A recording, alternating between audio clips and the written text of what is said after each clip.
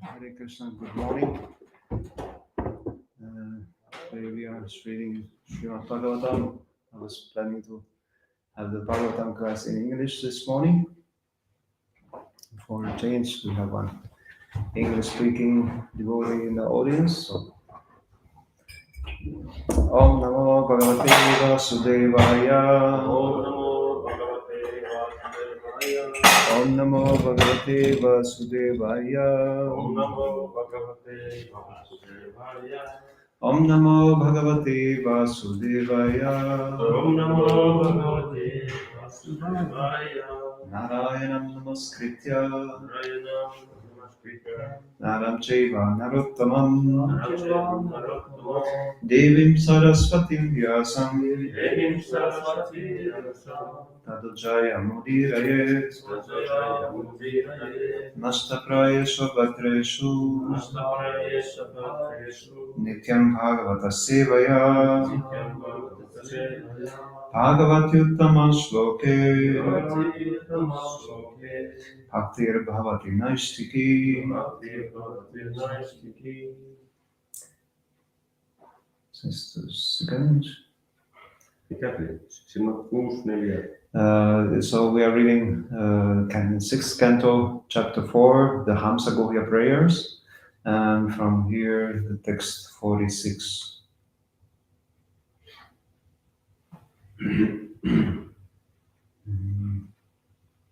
If you have the text in front of you, you can repeat. Tapame hridayam brahmams. Tapome hridayam brahmams. Tonurvidya kriya kritihi. Tanurvidya kriya kriti. Angani kratavojata. Angani kratavojata. Dharma atma savasura. Dharma atma savasura. Tapome hridayam brahmams. Tapome hridayam brahmams. Tanurvidya kriya kritihi. Tanurvidya kriya kriti. Angani kratavojata. Angani kratavojata. Dharma atma savasura. Dharma atma savasura. Next.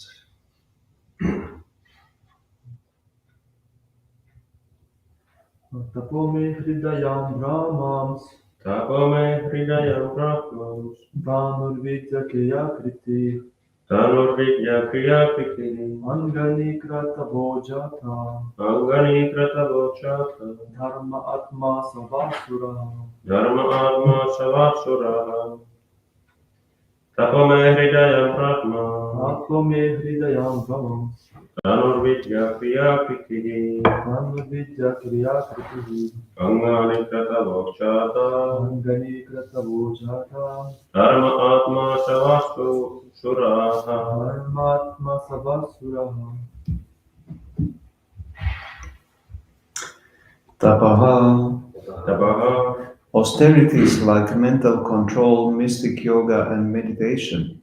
Austerities like mental control, mystic yoga, and meditation. Me, mind, hridayam, heart, Brahman, O Brahmana, Tanuhu, the body, Vidya, the knowledge, derived from Vedic scripture,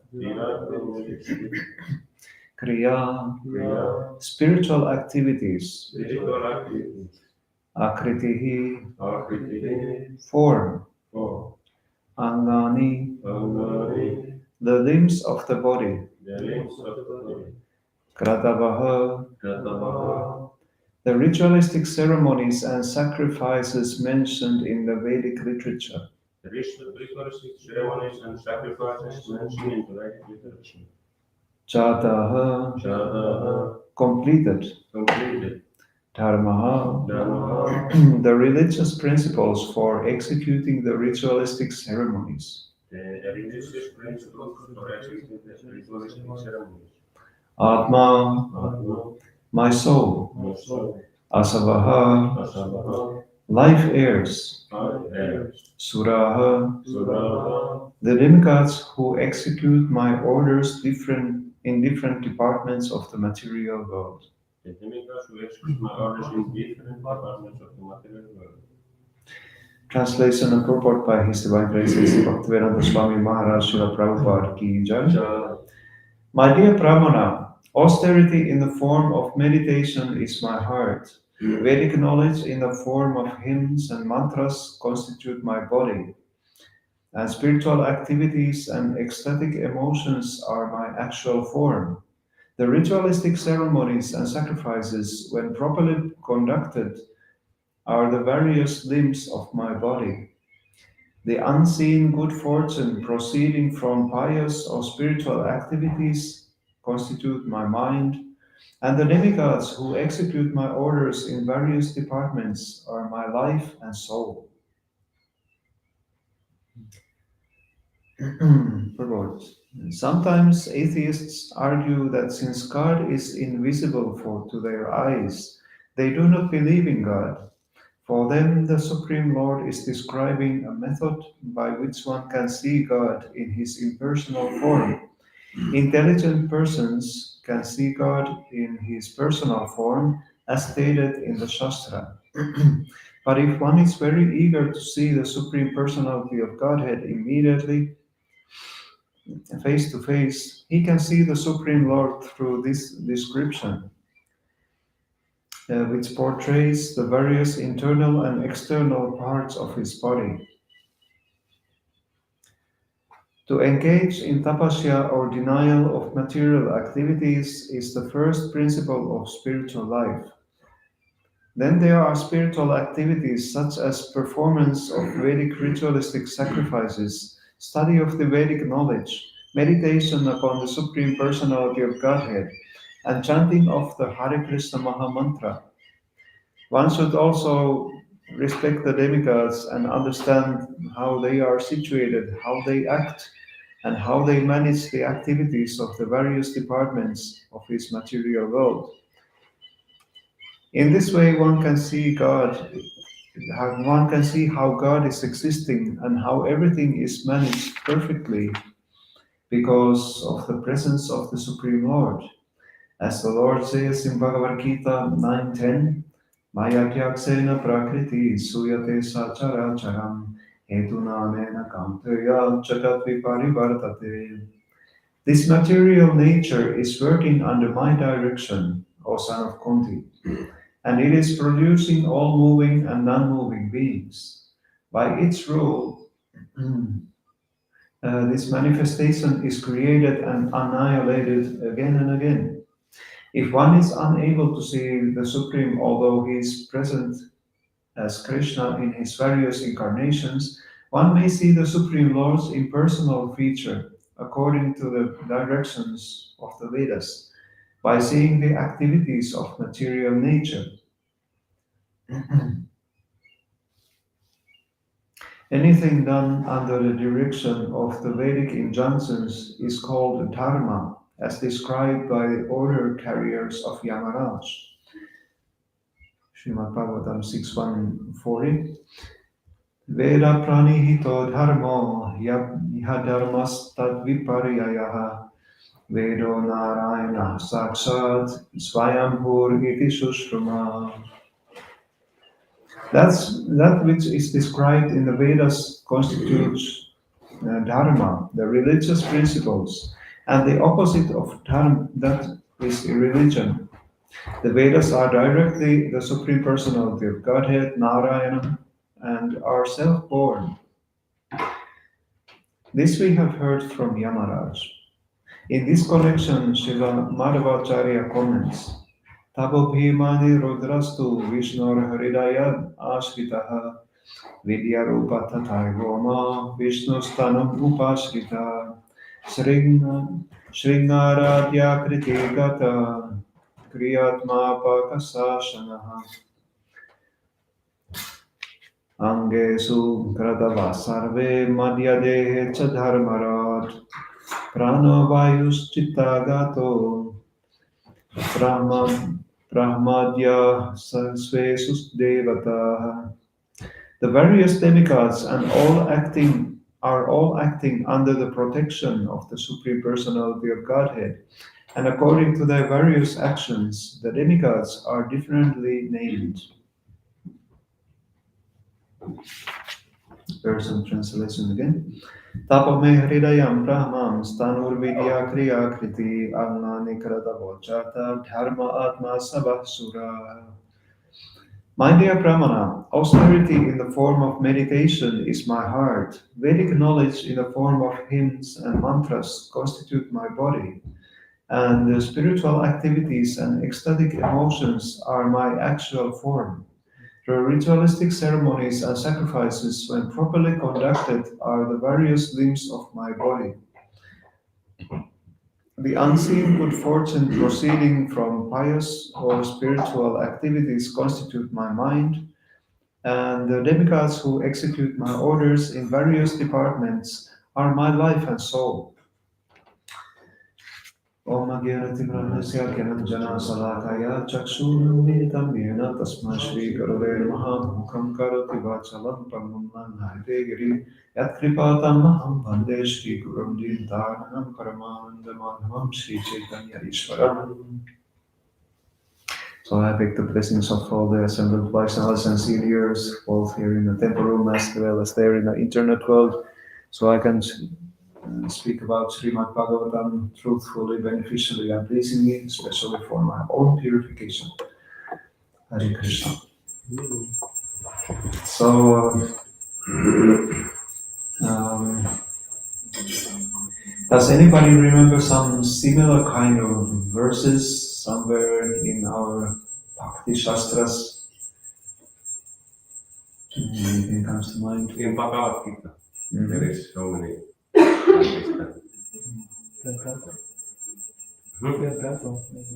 And Bhagavad Gita also. Yeah, there From are. the sacrifices and chapa. Yes.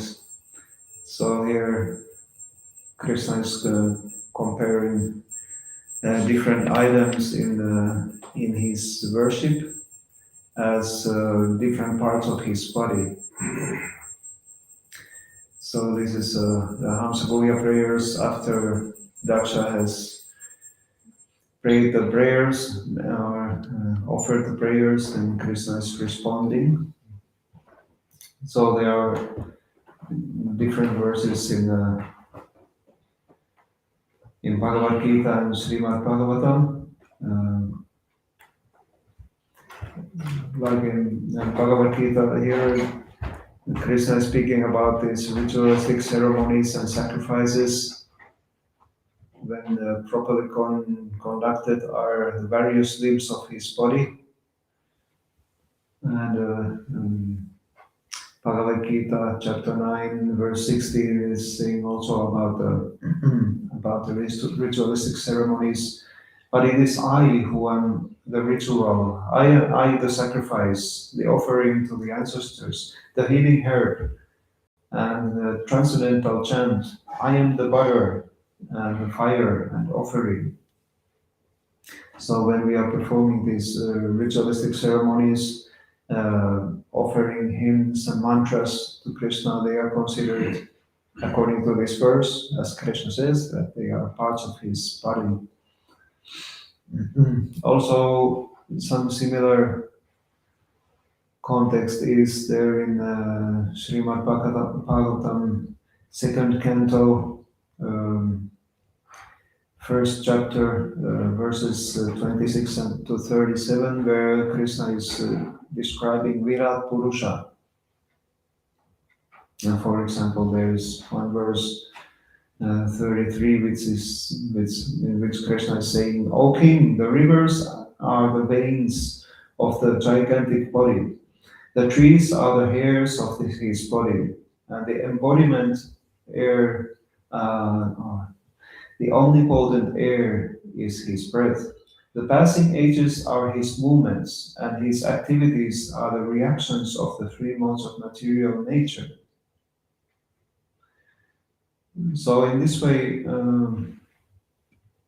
we could observe the Supreme Personality of Godhead in every way in this material world. Krishna also says in Bhagavad Gita that there is no being, moving or non-moving, that can exist without him. So Krishna is everywhere, and he's controlling, in this way he's controlling everything. Everything is his property ultimately. And we only have a limited time span to access to that energy. We are simply borrowing everything from the Supreme Lord. Like I always repeat in my practically every class, that Krishna is in each and every atom that are scattered throughout the universe. And we have so many atoms in the universe. And in this way, we can understand that there's actually nothing else but Krishna. But this world is just made in such a way that we have been given a chance to think that there is no Krishna, there is no God in control. The material nature is covering this quite well, or actually, is it our own attitude that is covering this vision from ourselves? But Krishna is simply everywhere.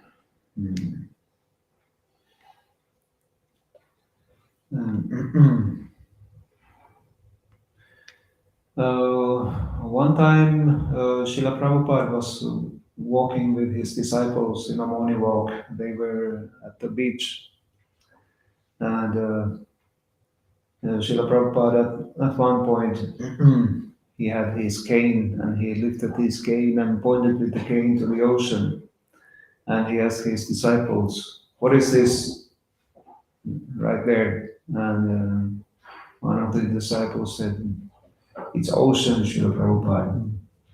And Prabhupada wasn't very satisfied with this answer. He said, he quoted Bhagavad Gita, he said that of all reservoirs of the water, I am the ocean. So when we see an ocean, we should see Krishna. And in this way, in so many places in Bhagavad Gita, it is said like, of all the sacrifices, I am the japa, like Temu was calling. We should try to see Krishna everywhere. Like last time we had a wonderful pizza. And one of those things which Krishna mentions is Bhagavad Gita, that I am the ability in men. So if somebody has some wonderful skill of doing something like the pizza yesterday, then we can understand that wonderful skill is Krishna.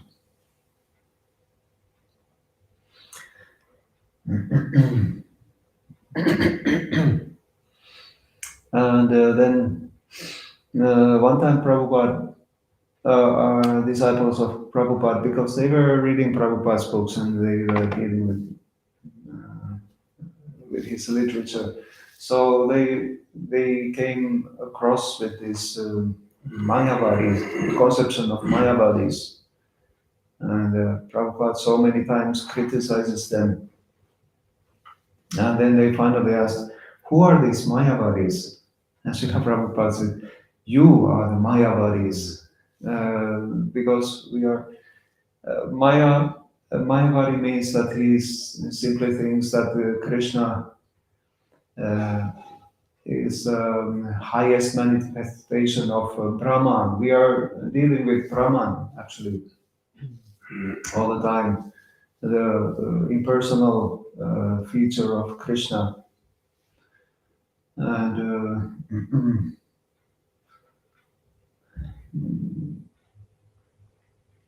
that is that we are in Maya because of this Brahman being manifested in such a way that we are not able to see Krishna. So that makes us Mayavadis.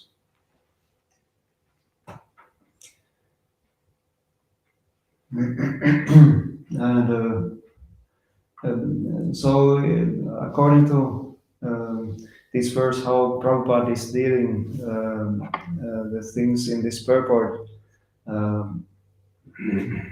we can understand that it's not so easy. We need to take some little endeavor to understand the Krishna's personality and Krishna's action behind everything.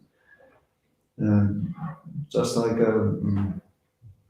one of Prabhupada's disciples described when he was very new and I think he was in a Hare Krishna temple for the first time, and he saw the altar and he saw the decorations in the altar, and he actually didn't realize that there is actually some deity form also, because it was so nicely decorated with all kinds of flowers, ornaments, and clothes, dresses.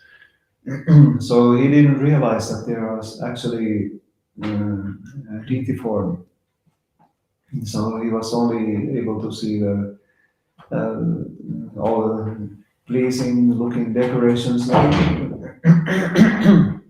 It is our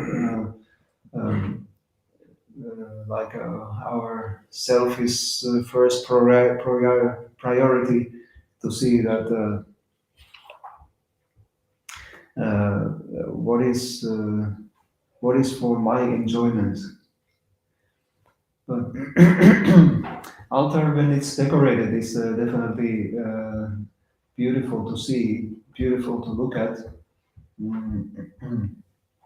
But all the decorations are actually for Krishna's pleasure, and we should be happy seeing Krishna being decorated in such a way.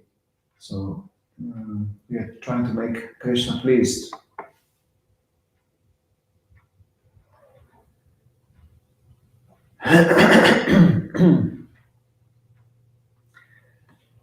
So Prabhupada is a little bit emphasizing the idea that we should see Krishna's personal form. Yomam pasyati sarvatra sarvancha mai pasyati tasyam na pranashyami satsame pranashyati. Krishna says in the 6th chapter of the Gita, for one who sees me everywhere and sees everything in me, I am never lost, nor is he ever lost to me. And then also, if we understand the transcendental nature of Krishna's appearances and activities, then we don't need to take birth again in this material world. It's also interesting how Srila Prabhupada is many times criticizing the Mayavadis very severely because they are offending Krishna in this way that he has no senses and he's impersonal. Ultimate truth is impersonal, and they are minimizing the value of personality of Godhead, Krishna. But on the other hand, Prabhupada also recommends that if somebody is a gross materialist, then understanding something, even the impersonal feature, examine the impersonal feature in this material of the Lord in this material world. That is helpful for a person to distinguish between what is matter and what is spirit.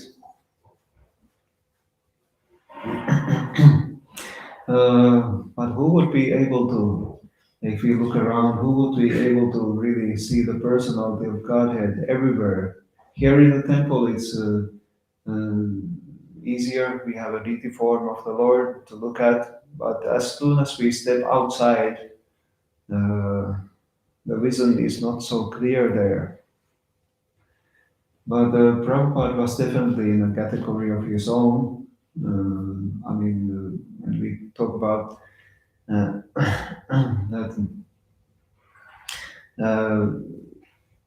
in the temple in London, Prabhupada ordered that in the altar there should be two empty chairs, because sometimes Narada Muni and Lord Brahma, they are coming to hear our classes.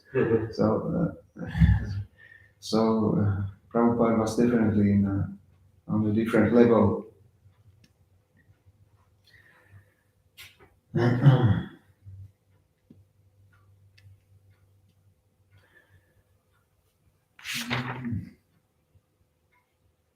I think there was Dharma also mentioned here.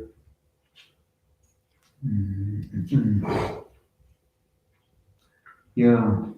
Um, Anything done under the direction of the Vedic injunction is called dharma. And then he's quoting the order carriers of Yamaraj, that which is prescribed in the Vedas constitutes dharma, the religious principles. And opposite of that is adharma, irreligion. So dharma basically means that quality which is which is very prominent or very like a law of that object which we see in dharma for sugar is to be sweet. If there's no sweetness, we can understand it. It's not sugar. Also, the dharma of sweets are to be sweet. However, one time I happened to make simply wonderful sweets, and I was using normal salted butter instead of unsalted butter, and simply wonderful wasn't really any simply wonderful anymore because of the saltiness of the butter. And it wasn't very pleasant. So in that sense, we could say that the sweet bowl wasn't following its dharma to be sweet, but actually it was my fault who was using the wrong ingredient there. So, and dharma of a living being or the soul is eternally to be servant of the Lord, and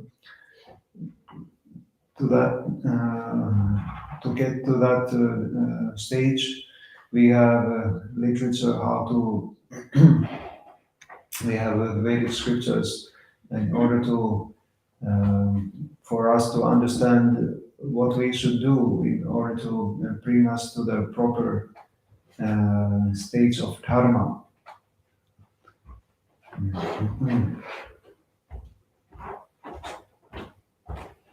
Like the ultimate dharma, Krishna describes that give up all the other features of dharma and just surrender unto me. And that is the highest dharma for a living entity.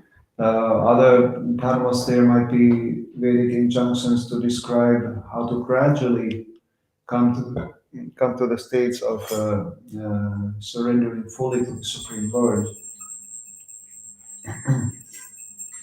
But on the other hand, the dharma, there's also the verse or irreligion, dharmena hina pasubhi samana. So if we leave our dharma of any stage, and that practically means that we are enjoying separately without offering our homage and our everything to the Supreme Lord. That is adharma. But then again, akama sarva kamo va moksha kama udari tivrena bhakti yogina yacheta purusham param. So even if we have those millions and millions of desires, then at least somehow or another turn to the Supreme Personality of Godhead. Such a person is considered to be intelligent.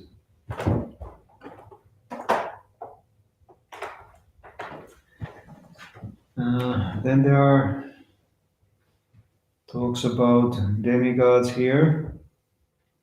Actually, like there's a Madhvacharya's comments that the various demigods are all acting under the protection of the Supreme Lord, Supreme Personality of Godhead. And according to their various actions, demigods are differently named. So we have Agni, the fire god, Varuna, the water god, Vayu, the wind god, Indra, the king of heaven, and Chandra, Moon God, Surya, Sun God. And Krishna has put them in their places, so they are like any other authority. Krishna is in charge of putting them into their places, uh, so that they can execute their tasks very nicely. Like in Bhagavad Gita, as Krishna says that he sent forth generations of men and demigods, along with the performances of sacrifices. And we should be cooperating with the demigods, and because we are enjoying their, fruits which they have produced. So we should show our gratitude somehow and do these sacrificial performances. Uh, Sure. But of course, the ultimate sacrifices is supposed to go to the Supreme Person of the Godhead. Like there's a verse, Yatha taro mulani sechanena, tripyantit tatskanda bujopasaka, pranopahanas yatendriyanam tathaiva sri tathaiva sarvarhanam achyutechya. That as you pour water on the root of the tree, all the branches, leaves, and flowers, twigs, they get nourished. And if you put the food to the stomach, all the limbs of the other limbs of the body, they are energized. So similarly, if we worship the Supreme Person of the Godhead, all the demigods will be automatically satisfied.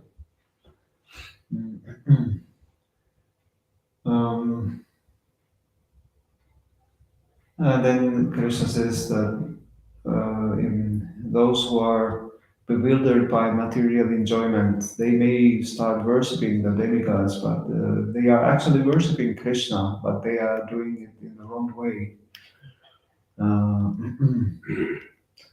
And in demigod worship, you must do everything just correctly. Otherwise, the result will not be there. But Krishna is more merciful. Even if we show some little affection, little endeavor in order to try to satisfy him, then if we take one step towards Krishna, Krishna takes 10 steps towards us. So he's um, Bhavagrahi Janardana. Even if he sees little spark of interest, our interest towards Krishna, then Krishna is fanning that spark so it bursts into flames, and he sees he can pick only the positive thing there and give up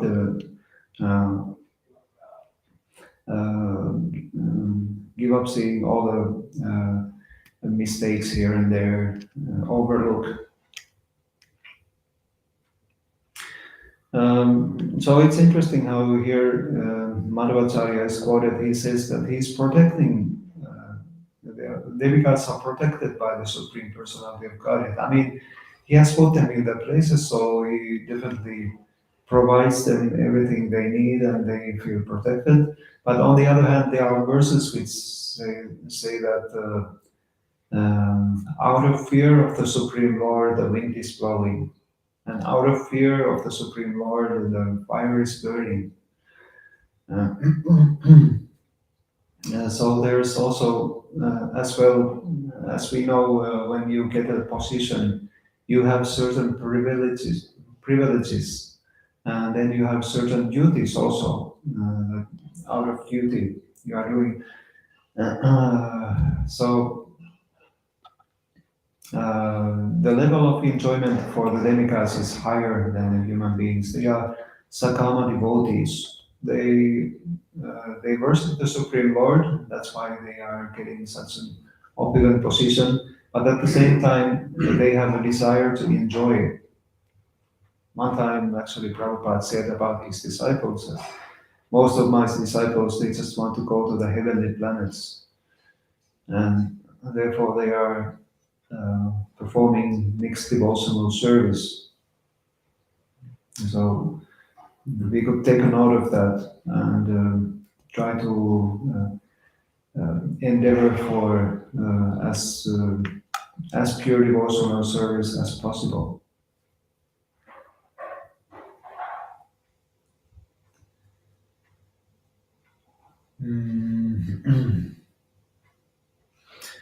So we don't worship the demigods, but we respect them.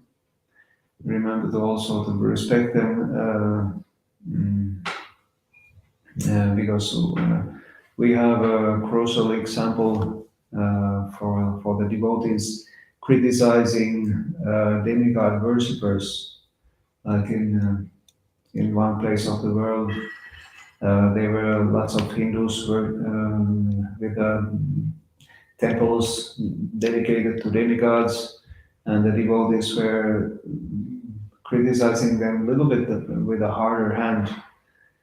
And the end result was that government banned ISKCON in that area.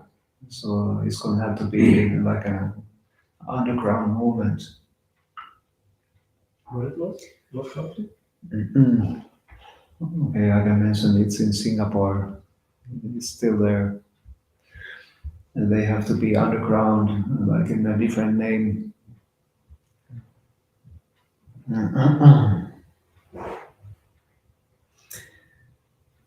But we are just happy chanting our prescribed mantra. Hare Krishna, Krishna Krishna, Hare Hare, Hare Rama, Rama Rama, Hare Hare.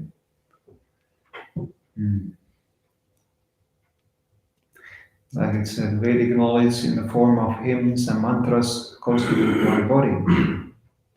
And here Krishna is also saying that the demigods who execute my orders in my various departments are my life and soul. So Krishna definitely puts high value to the demigods here in this verse.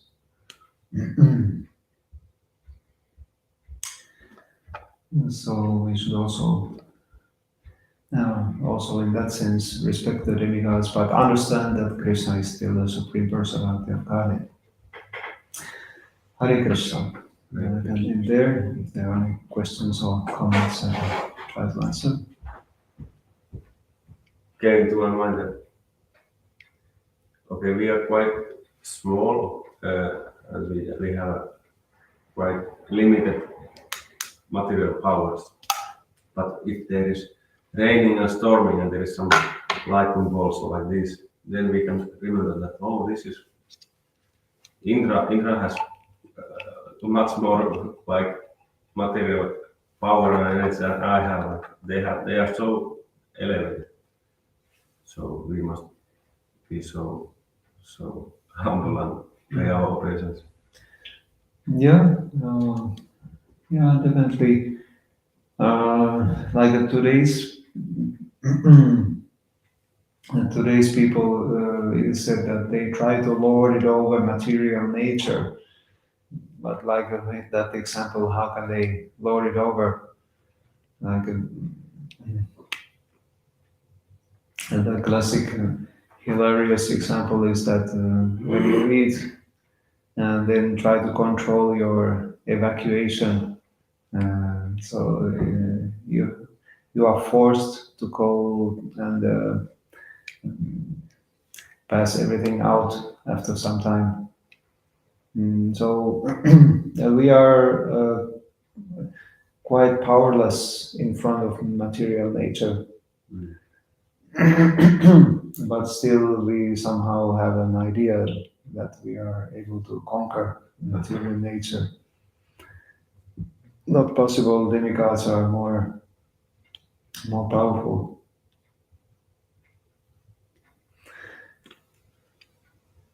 And one question came to my mind.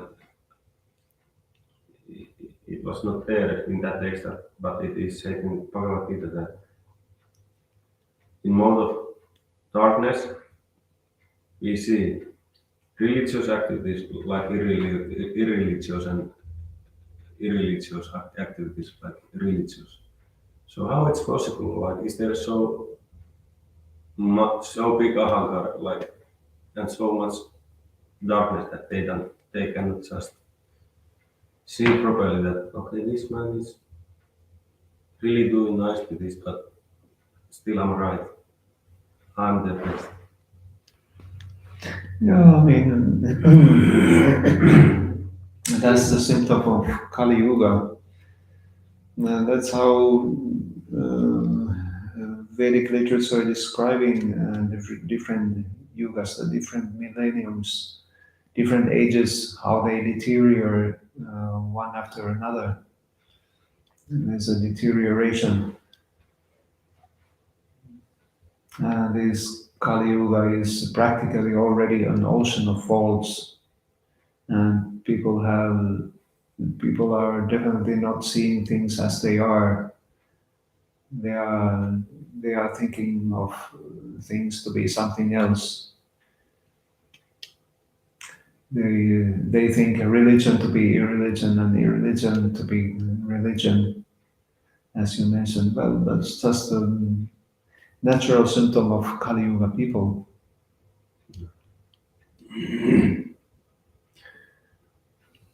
But in the street, I met some Christian couple of days ago. She said that, but you are doing yoga. It's like worshiping a false god, and they are not. They don't even think. Mm. They don't even acquire. How I say acquire? Acquired. Acquire. They are not thinking at all, but they are just repeating what someone has said to them. Mm. How that's possible? Mm. I cannot imagine. They are not thinking. Me neither, but it's good. Mm. Yeah, well, they don't have proper idea, and for example, in this case, what is yoga? They don't understand the concept. Yeah, we also have mentioned about devotional service in different modes. It's described there in the third canto of Srimad-Bhagavatam.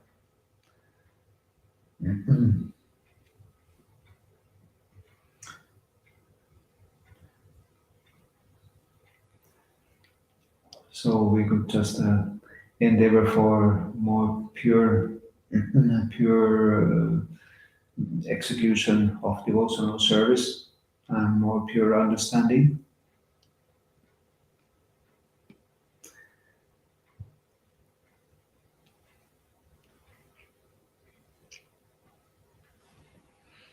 Mm.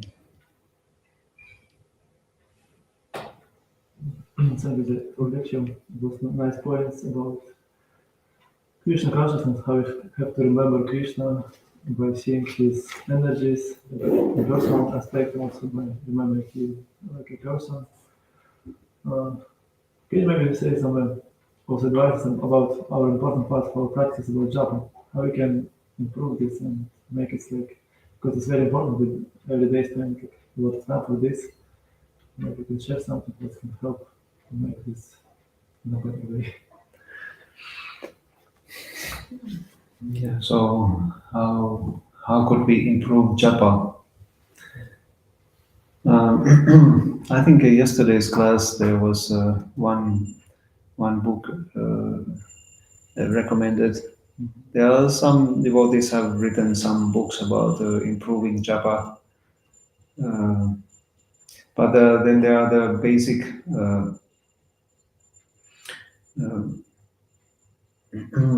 basic instructions like from Srila Prabhupada. I remember one should cry for Krishna as a child lost his or her mother. So, in that same sense. And then there was the crying recursion brought out yesterday. I remember, cry for Krishna. If you can cry for Krishna, cry that you are not crying for Krishna. And this Govinda Swami, he said that we have established a crying school. So,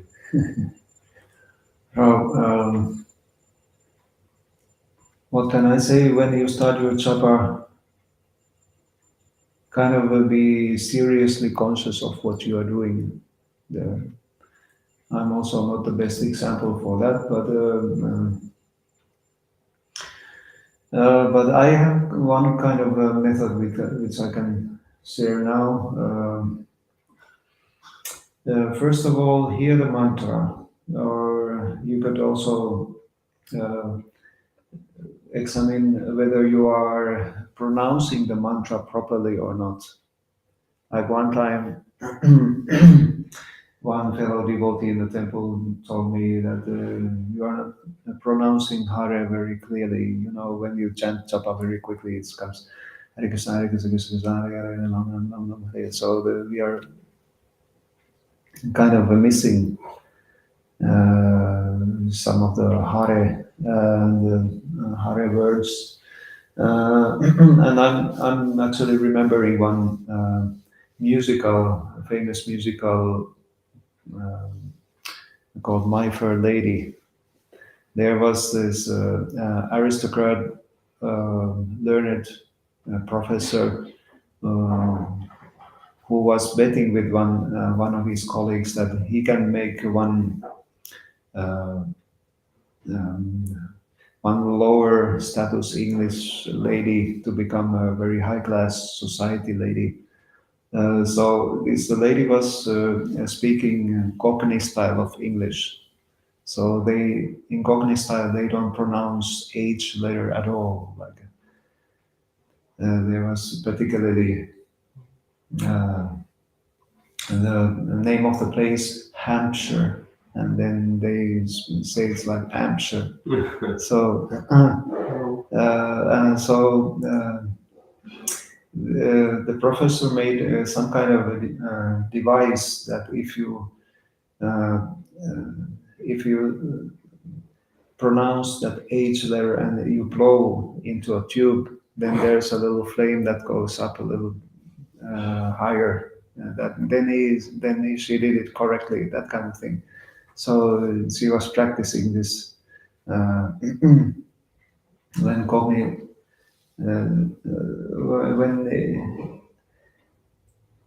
English speaker would say like hey you, and then Cockney speaker would say oh you, something like that. So in this way we could utilize the same method for pronouncing all the Hares very properly. So if you examine your own pronunciation, that is already a trick to the mind, that in order to examine whether you are pronouncing properly, you need to be concentrated on what you are pronouncing. So that's a trick to the mind to be very attentive for what you are saying, attentive to the mantra. And the second level would be, I would call, first level is pronunciation, then comes diving. So when that's done, you can kind of concentrate that you are diving deeper and deeper into the water. That, okay, this mantra I will chant more attentively than the previous mantra. Hare Krishna, Krishna Krishna, Hare Hare, Hare Rama, Rama, Hare Hare. Okay, that was so and so good. So this mantra I will chant even more attentively. Hare Krishna, Krishna Krishna, Hare Hare, Hare Rama, Rama, Hare Hare. In that way, you concentrate on each and every mantra more and more attentively, just as you would be diving deeper and deeper into the water. And then Then you can enter into what some devotees call as japa zone. So you can practically see Mahan Mantra flowing in front of your eyes as you are chanting. And you know that you are with the mantra. You could almost say that you are one with the mantra, but we are not Mayavadis. You can say that you are with the mantra, like very clearly the mantra is there and you are there with the mantra. To bring it definitely on the stage of a japa zone. Something, Good advice is important, very important. something I could share. It would be nice to have an available some device with checking Yeah. different letters. Yeah. That's Gopal Krishna says always that. Okay, record your chanting. We recorded Gopal Krishna's chanting, and then he saw, and it was quite funny. And then I must do it also. All right, I think we can maybe end. Radha Srimad-Bhagavatam ki jai, Srila Prabhupada ki Joy. Hare Krishna. Gopinath Prabhu.